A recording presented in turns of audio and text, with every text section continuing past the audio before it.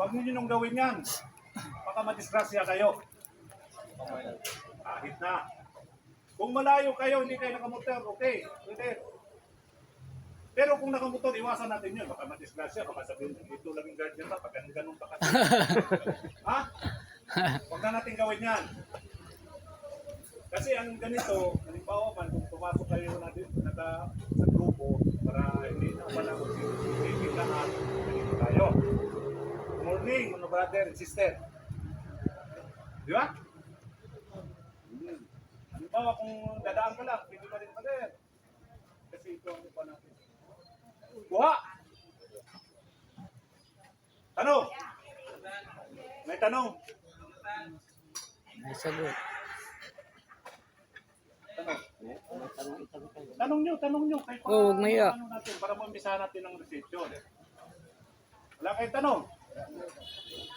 Ano, pwede na, ito ha.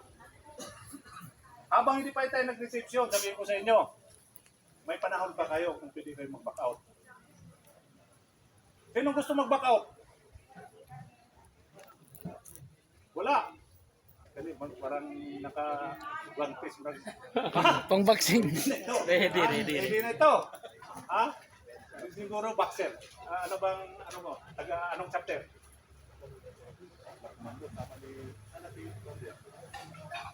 Kunder, dito sa iyo to? Okay. Forma mo, kanyang forma mo. Kung tangin na parang, ha? No. Okay. Dito, ito. Baka sabihin nyo na, yung dibdib ba dito, kasi kung pinabawal, pati pinabawal na.